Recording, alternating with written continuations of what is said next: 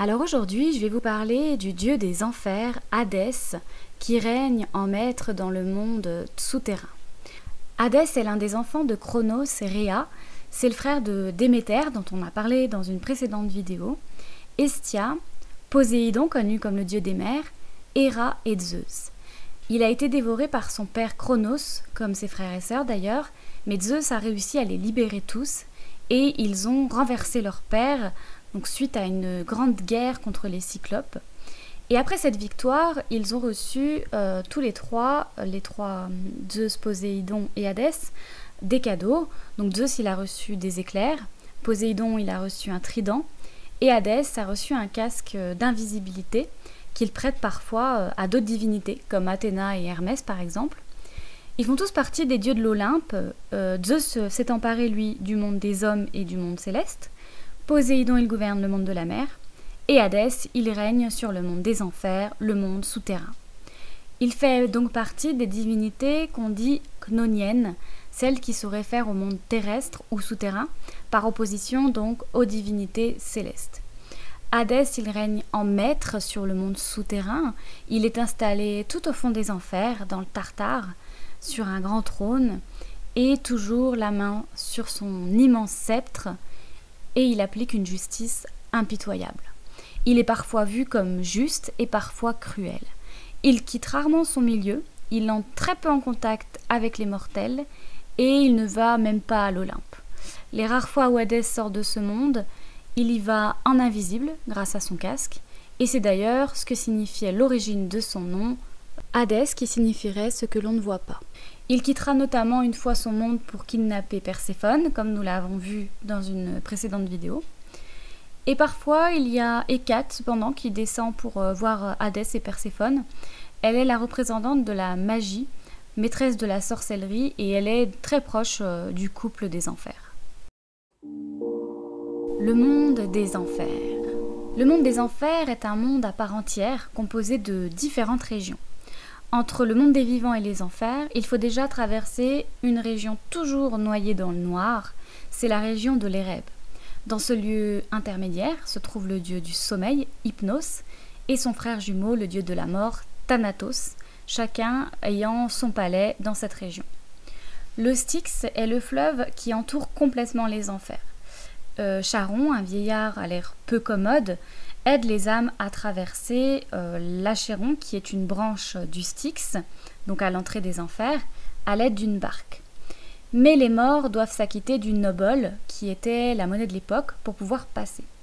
Et pour ce faire, les proches du mort plaçaient parfois une pièce sous la langue du défunt, ou dans le cercueil, avant l'enterrement. Les âmes attendent ainsi sur le bord du Cocyte, un autre affluent du Styx, que Charon arrive pour savoir s'ils pourront embarquer. Ceux qui ne peuvent pas payer doivent errer pendant 100 ans sur les bords du fleuve. Charon choisit quelques âmes qui embarquent après avoir payé, et puis ensuite il accoste plus loin près de Cerbère, qui est un chien à 3 têtes, immense, qui est là pour surveiller les enfers. C'est Hadès qui a créé Cerbère afin de l'aider à surveiller les enfers. Il aboie et terrorise les morts, et une fois les morts rentrés dans le monde des enfers, Cerbère surveille qu'ils ne sortent pas. Les âmes arrivent ensuite devant les 3 juges, Rhadamante, Minos, qui est son frère, et Éaque, qui est le grand-père d'Achille. Les 2 premiers prononcent la sentence, en expliquant pourquoi ils ont donné cette sentence, tandis que Minos, il fait l'arbitre, et c'est lui qui a le dernier mot. L'enfer est découpé en plusieurs lieux. Il y a les Champs-Élysées, là où les gens vertueux ou les héros vont pour se reposer après leur mort. C'est vraiment comme un paradis, il n'y a plus de douleur, plus de vieillesse, un printemps éternel. Et après les Champs-Élysées, certains pouvaient s'abreuver dans les eaux du Léthé, appelé aussi le fleuve des souvenirs, afin d'effacer tous leurs souvenirs et de pouvoir se réincarner dans un autre corps. Il y a ensuite donc le pré de l'asphodèle, où vivent les âmes qui, eux, n'ont commis ni crime, ni action vertueuse. Ils n'ont pas de but, pas de substance, ils errent éternellement. Et enfin, il existe le Tartare, là où se trouvent les criminels, qui y reçoivent leur châtiment. Ce dernier lieu est entouré du fleuve l'Achéron, là encore, l'affluent, et ils y subissent tous des tortures diverses et variées. Par exemple, Tantale, qui avait fait manger aux dieux les membres de son propre fils, il a été condamné à boire dans un cours d'eau, et le niveau baisse à chaque fois qu'il s'approche. Et aussi, parfois, il se retrouve sous un arbre qui a des beaux fruits juteux, et dès qu'il approche la main, les fruits disparaissent, le condamnant à vivre éternellement et à souffrir de la soif et de la faim pour toujours. Mais peut-on dire vraiment qu'Hadès est un maître cruel et est vraiment un monstre? Dans l'Iliade, il est dit qu'Hadès est le dieu le plus détesté des mortels. On évite de l'évoquer de peur de porter malchance et on ne le prie jamais, il n'a jamais d'offrande. Il n'apparaît pas beaucoup dans les mythes d'ailleurs, sauf dans les histoires des héros où il fait des apparitions. D'ailleurs, donc, plusieurs héros vont se rendre dans les enfers. On a par exemple Télémaque, qui est le fils d'Ulysse, qui vient chercher son père, Thésée et Pirithous qui se retrouvent prisonniers aux enfers, Héraclès, qui parmi ses 12 travaux doit venir aux enfers et kidnapper le chien Cerbère, carrément, et il en profite d'ailleurs dans la foulée pour libérer Thésée, qui l'arrache de son siège où il était collé. Mais Hadès, c'est pas vraiment lui, en fait, qui fait le mal. Les juges décident, la plupart du temps, donc de la sentence, et ce sont les déesses de la vengeance, qui sont les Eurynies, qui torturent les morts. Ce n'est pas Hadès. Les Eurynies sont aussi connues sous le nom des Harpies dans la version romaine, et c'est vraiment elles qui se chargent d'exécuter les sentences.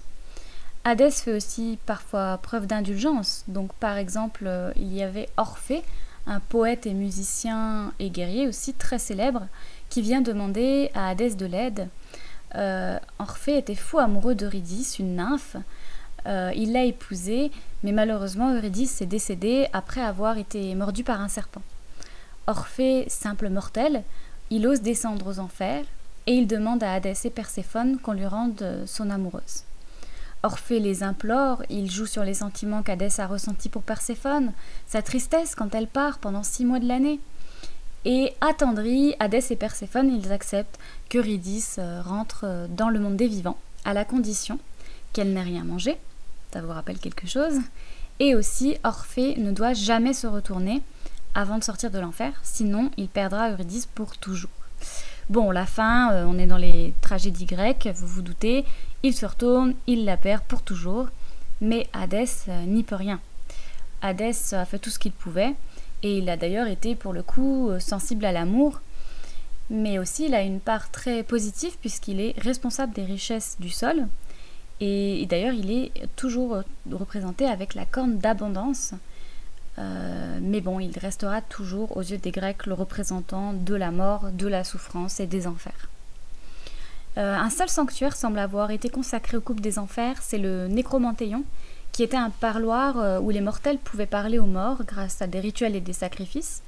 Et les Grecs espéraient aussi pouvoir obtenir d'aller dans les Champs-Élysées en faisant des sacrifices. Hadès et Perséphone, ils ont eu 2 enfants, Zagreus, qui est associé parfois à Dionysos, le dieu de la décadence, et à Mélionoé, qui est la déesse des cauchemars, donc de vrais petits anges. Voilà, c'est tout pour cette vidéo sur Hadès et les enfers. J'espère que ça vous a plu et que vous en avez appris plus. N'hésitez pas à me dire en commentaire ce que vous pensez de mes vidéos et aussi des conseils que vous pourriez m'apporter.